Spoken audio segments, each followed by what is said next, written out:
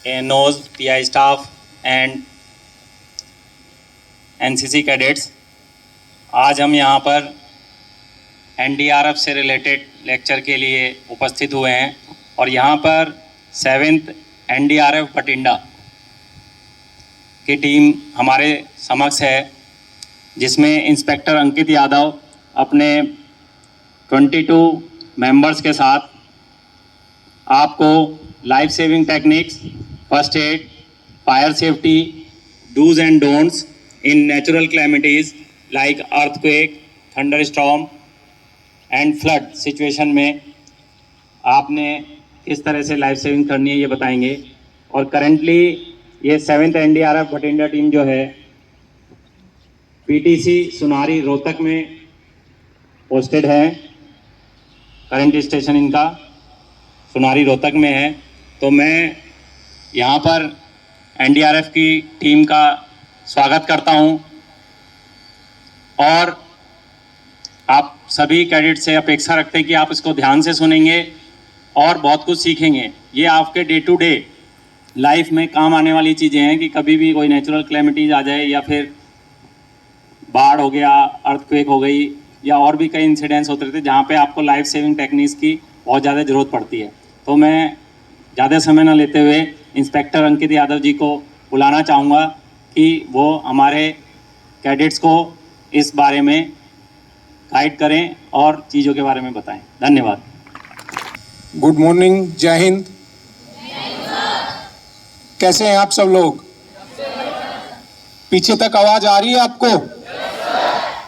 तो आज जो हम आपके कैंपस में आए हैं, मैं पूरी टीम के साथ आपके कैंपस में विजिट किया है। तो इसमें जो आपके कर्नल साहब हैं यहाँ पे, उनका बहुत बड़ा योगदान है, तो मैं उनका भी धन्यवाद देना चाहूँगा। और सबसे पहले जो आपको ये 1 घंटा या 1.5 घंटा जो हमारे साथ बिताने को मिला है, तो ये आप मान के चलो कि ये आपका 1 मिनट भी इसमें जो है कोई वेस्ट नहीं जाएगा। जितनी भी चीज़ें आपको सिखाई जाएंगी वो हो सकता है कि आपको बहुत देर बाद समझ आएगी इनकी महत्वता क्या है। जैसे पहले शक्तिमान आता था ना, छोटी छोटी मगर मोटी बातें, तो ये बातें जो यहाँ पे बताएंगे हैं बहुत छोटी, लेकिन वो क्या है, बहुत ही इम्पोर्टेंट है। वो कब याद आती हैं? जब आपके पास कोई भी मदद नहीं होती। जनरली तो आप देखते हो बीमारी होती है, आप हॉस्पिटल चले जाते हो, और कोई दिक्कत आती है आप उसी प्रकार से उसको टैकल करते हो। लेकिन जो डिजास्टर लाइक सिचुएशंस होती हैं, disaster like situation in the sense जिसमें क्या है, जो गवर्नमेंट सिस्टम है वो कोलैप्स हो जाता है। जैसे अभी आपने देखा पीछे इतनी ज़्यादा बाढ़ आई थी, ना बसें चल पा रही थी, ना ट्रांसपोर्टेशन था, मेडिकल सर्विसेज की कमी थी, और कुछ दिन पहले कोरोना आया था। तो उस टाइम पे आपने देखा कि मेडिकल्स की भी क्या सिचुएशन थी, ना हॉस्पिटल्स में जगह थी, लोग जो है रोडों के ऊपर क्या थे, अपना ऑक्सीजन सिलेंडर लेके रोड के ऊपर घूम रहे थे। तो इस प्रकार की जब कभी सिचुएशन आती है तो उस टाइम पे आप होपलेस ना हो, आप विक्टिम बनने की बजाय आप एक रेस्क्यूअर बने। किस प्रकार से अपनी मदद करें और अपने साथियों की मदद करें। जब किसी दुख की घड़ी में आप किसी की मदद करते हैं तो वो आपका एहसान जिंदगी भर नहीं भूलता है। तो इन चीज़ों को आपने ध्यान रखना है कि ये जो चीज़ें हैं ये नहीं अभी सीख के ख़त्म हो जाएंगी, ऐसा नहीं है। ये जब तक आप रहोगे तब तक आपके साथ चलने वाली चीज़ें हैं। और ये जो ऑडियंस मेरे सामने बैठी है, ये बेस्ट ऑडियंस है। Best audience in the sense कि अभी आपने जो है बड़ा होना है, बड़ा इन द सेंस कि आप जो है रिस्पॉन्सिबल बनोगे। अभी जो है आप इनिशियल स्टेज में हो, लेकिन जैसे जैसे आप आगे बढ़ोगे, आप किसी पद पे जाओगे, आपके अंडर कुछ लोग आएंगे, तो अगर आपको हबी से बढ़िया नॉलेज मिलेगी तो आने वाले समय में आप अपने साथी और अपने जो सबऑर्डिनेट्स होंगे उनको बढ़िया से ट्रेन कर पाओगे। और इस प्रकार की जो सिचुएशन है जहाँ पे आपको गवर्नमेंट या बाहर से कोई मदद नहीं मिल पा रही है या कोई मदद पहुंचने में डिले हो रहा है, तो आप वहाँ पे किस प्रकार से उनकी मदद कर सकते हैं। तो ये जो आपका लेक्चर कम डेमोन्स्ट्रेशन रहेगा, इसमें मैं आपसे उम्मीद करता हूँ कि आप यहाँ पे आएँ, जो चीज़ें आपको यहाँ पे बताई जाती हैं उनकी प्रैक्टिस करें, करके देखें कि जो चीज़ें हम बता रहे हैं वो हो पाने वाली हैं कि हम ऐसे ही बता रहे हैं। ठीक है, आप यहाँ पे आओ, एक्सपोजर लो और अपना जो एक्टिव पार्टिसिपेशन जो है इस लेक्चर कम डेमोन्स्ट्रेशन के दौरान बनाए रखें। तो मैं आपसे उम्मीद करता हूं कि आने वाला जो 1-1.5 घंटा है वो आपके लिए और हमारे लिए दोनों के लिए काफ़ी फ्रूटफुल रहे।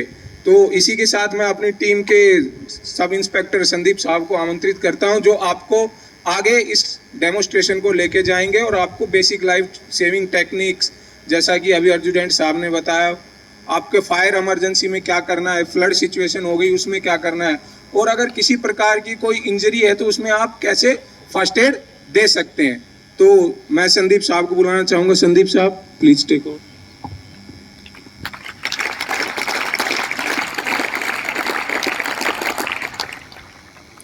Thank you sir.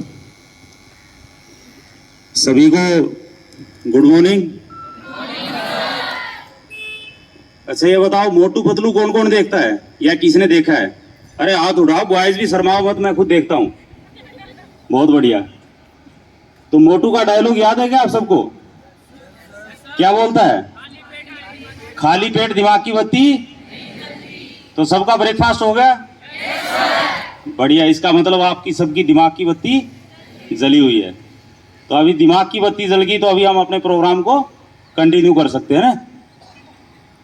तो आप सभी से मैं यही चाहूँगा कि आप सभी कंसंट्रेटेड रहें, फोकस रहें, ताकि जो हम आपको डिलीवर करना चाह रहे हैं, जो चीज़ आपको समझाना चाह रहे हैं, आप उसको अच्छे से ग्रेस्प कर सकें। ठीक है। तो अभी डे टू डे लाइफ में हमारे कोई भी, जैसे अभी सर बता रहे थे, किसी का एक्सीडेंट हो गया, कोई नहर में गिर गया या कोई बीमार हो गया, तो क्या है, हमारे पास में बहुत सारे रिसोर्सिस हैं।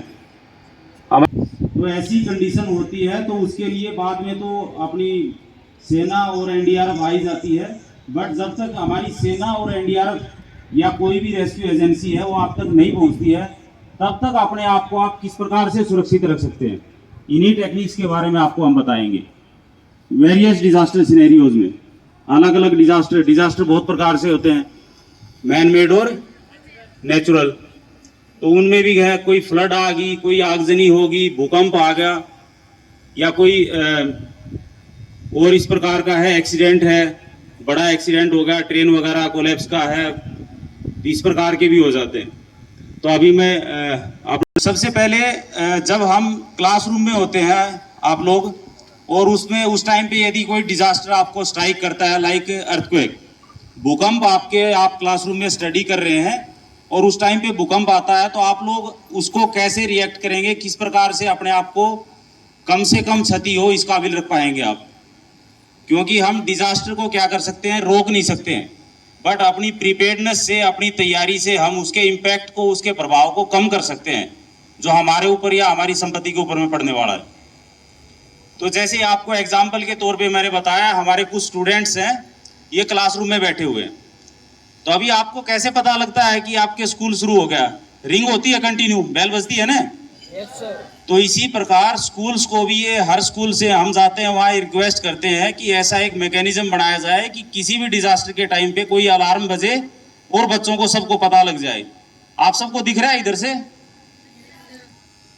तो यदि आप स्कूल में हैं, आपने फील किया कि यहाँ भूकंप आया है, तो उस टाइम पे आपने क्या रिएक्शन करना है? आप अपने घर के अंदर हैं, मतलब ये क्या है, इंडोर सिनेरियो के लिए, कहीं भी आप अंदर में हैं, किसी हॉस्पिटल में है, अपने क्लासरूम में है, या अपने घर के अंदर में है, तो अब आप क्या करेंगे? तो जैसे मैं क्लास का टीचर हूं और यहाँ पे मेरे स्टूडेंट्स हैं, बैठे हुए हैं ये, और उस टाइम पे भूकंप ने स्ट्राइक किया, तो इनका रिएक्शन क्या होगा और आपका रिएक्शन क्या होना चाहिए? नॉर्मली हम क्या करते हैं, ऐसी वाली सिचुएशन में पैनिक हो जाते हैं और भगदड़ मचा देते हैं। तो जो नुकसान भूकंप की वजह से नहीं होना था वो भगदड़ की वजह से हो जाता है। हो सकता है हमारा कोई साथी डिफरेंटली एबल्ड है स्कूल में, आप लोग तो सब फिट हैं, एनसीसी के कैडेट्स हैं, यहाँ स्टूडेंट्स हैं, तो हमारे साथ में कोई है ना, हमारे डिफरेंटली एबल्ड हैं, जो विकलांग या दिव्यांगजन बोलते हैं उनको, तो भगदड़ में हो सकता है उसको हम वहीं छोड़ के आगे या उसको वहीं दबा के आगे। तो आपने सबसे पहले पैनिक नहीं होना है किसी भी डिजास्टर सिनेरियो में। तो यदि यहाँ पे भूकंप आ गया क्लासरूम में, तो आपका एक्शन क्या होगा? क्योंकि सर हमारा क्या है, कुछ हमारी बॉडी के वाइटल ऑर्गन्स होते हैं, तो सर भी, इसके अंदर भी हमारे बहुत वाइटल ऑर्गन्स हैं। तो आपको सबसे पहले अपने सर को प्रोटेक्ट करना है। यदि डिजास्टर में किसी बंदे का हाथ कट गया, पैर कट गया, टूट गया, फूट गया, तो चांसेस हैं कि वो बंदा जिंदा रह जाएगा। बट यदि सर पे कोई ज़्यादा इंजरी होगी, हेड इंजरी ज़्यादा होगी उसको, तो इससे चांसेस हैं कि उसकी कैजुअलिटी रेट बढ़ जाएगी। तो इसलिए हमें अपने सर को सबसे पहले प्रोटेक्ट करना है। तो ये साथ में एक फ्लैक्सी लगी है, शायद इस तरफ के बच्चों को नहीं दिख पाएगी। तो ये एक यूएन की स्टैंडर्ड ड्रिल है, एक वहाँ से इसको किया गया है, DCH, डक कवर होल्ड। तो सबसे पहले क्या करना है, अपने आपके बॉडी पोस्चर को आपने सबसे छोटा बनाना है, जैसे बतख होती है ना उसके पोजीशन में। क्योंकि खड़ा हुआ, अब कोई ये लेक्चर स्टैंड है, किसी को बोलूं मैं वहां से इसको बॉल मारो तो आसान होगा उसको मारना, बट वैसे मैं बोलूं कि ये नीचे जो सेफ्टी कोन लगा है इस पे आप बॉल मारिए तो उसके लिए मुश्किल होगा। तो कोई भी ऑब्जेक्ट यदि आपकी पोजीशन छोटी है तो आपसे टकराने के चांसेस कम हो जाएंगे। तो सबसे पहले आपने डक करना है, उसके बाद अपने आप को कवर करना है, बेंच के नीचे, टेबल के नीचे, या कोई भी ऐसी मजबूत चीज है, चारपाई है, उसके नीचे अपने आप को कवर कीजिए और कुछ देर के लिए होल्ड कीजिए। क्योंकि भूकंप के झटके में यदि आप ग्राउंड फ्लोर पे नहीं है तो कभी भी उसको दौड़ के खाली नहीं करना आपने। यदि आप ग्राउंड फ्लोर पे है तब आप भूकंप आया हुआ है ड्यूरिंग अर्थक्वेक आप बाहर निकल सकते हैं। यदि आप उसके ऊपर के फ्लोर में हैं तो हो सकता है कि आप दौड़ के बाहर निकलने लगेंगे, जो बरामदे का हमारा जो कॉरिडोर है, छत है, उसके ऊपर से कोई रबल्स है, कोई मलबा है, वो आपके ऊपर गिर जाए। क्योंकि बिल्डिंग तो हमारी क्या हो रही है, पूरी सेक हो रही है ना। तो इसलिए आपने एकदम से दौड़ के उसको खाली नहीं करना है, कुछ सेकंड होल्ड करना है। और कितना होल्ड करना है, लगभग आपने 1 से 60 तक की गिनती गिननी है। तो ऐसा नहीं है कि भूकंप आ रहा है और हम आपको काउंटिंग सिखा रहे हैं। इसका ये फायदा है कि आपका ध्यान है वो डाइवर्ट हो जाता है और आप उसमें उस कंडीशन में पैनिक नहीं होंगे। तो आपने कुछ सेकंड तक कितना 1 से 60 तक आपने गिनती की। उसके बाद भूकंप कोई ऐसा नहीं होता है कि 5 मिनट, 7 मिनट, 10 मिनट तक चलता रहेगा। उसके कुछ फेज होते हैं, झटके आते रहते हैं और बाद में आफ्टर शॉक्स आते रहते हैं। तो फिर आपने क्या करना है, अपने सर को, जैसे ये स्टूडेंट नीचे बैठा हुआ था, इसके पास में कोई बेंच स्टूल नहीं थी, तो अपने बैग से इसने अपने सर को कवर किया और उसको जगह को खाली कर दिया। हो सकता है फर्स्ट वाला जो भूकंप का इंपैक्ट था उसमें हमारी बिल्डिंग खड़ी रह गई है, बट उसमें कुछ मेजर क्रैक्स आ गए हैं, बड़े क्रैक आ गए हैं। तो बाद के आफ्टर शॉक्स भी इतने स्ट्रॉन्ग हो सकते हैं कि उस बिल्डिंग को कोलैप्स कर सकते हैं, उस बिल्डिंग को गिरा सकते हैं। तो एक बार में यदि वो नहीं गिरी तो इसका मतलब ये नहीं है कि हम उसको सेफ मान के अंदर ही रुके रहें। यदि भूकंप आया है, उसने स्ट्राइक कर दिया है, तो उसको जल्दी से जल्दी आपने इवैक्यूएट कर देना है, उसके अंदर नहीं रहना है। तो ये था इंडोर के लिए थोड़ा। जब आप आउटडोर में है तो उस दौरान क्या करें, या आप जब बिल्डिंग को खाली करके आ रहे हैं, उसको इवैक्यूएट करके आ रहे हैं, तो आपने कहाँ पे रुकना है। क्या ये आप देख रहे हैं दोनों तरफ बड़ी बिल्डिंग है, यदि भूकंप कोई आया तो क्या हम इस जगह पे सेफ हैं क्या। जो स्टडीज हैं पहले की वो ये चीज बताती हैं कि यदि कोई बिल्डिंग 20 फीट की है, एग्जाम्पल के तौर पे, या 20 मीटर की हाइट की है, 20 फीट थोड़ा कम हो गया, यदि कोई बिल्डिंग 20 मीटर की हाइट है, यदि वो कोलैप्स होती है और गिरती है तो अपने से 1.5 गुना लेंथ तक है, किसी को स्ट्राइक कर सकती है, किसी को नुकसान पहुंचा सकती है। तो जब भी हम भूकंप के सिनेरियो में इंडोर से इवैक्यूएट करते हैं या आउटडोर में होते हैं तो देखना है कोई भी बड़ी बिल्डिंग है आपने उसके पास में नहीं खड़ा होना है, कम से कम उसकी लंबाई से 1.5 गुना दूर खड़े हो। यदि वो 20 मीटर की है तो आपने 30 मीटर के बाद में ही अपना सेफ जोन बनाना है, आप उसी के बाद में 30 मीटर के बाद में ही सेफ रहेंगे। यदि वो 20 मीटर की बिल्डिंग गिरती है तो भी आपको इम्पैक्ट नहीं करेगी। दूसरा क्या है, आपने यदि आउटडोर में है तो किसी बड़े पेड़ के पास में, इलेक्ट्रिक पोल या जो सेल फोन टावर्स हैं, इनकी रेंज से दूर खड़ा होना है कि यदि ये इस प्रकार के गिरते हैं तो आप उससे अपने आप को सेफ रख सकें। ये आउटडोर के लिए है।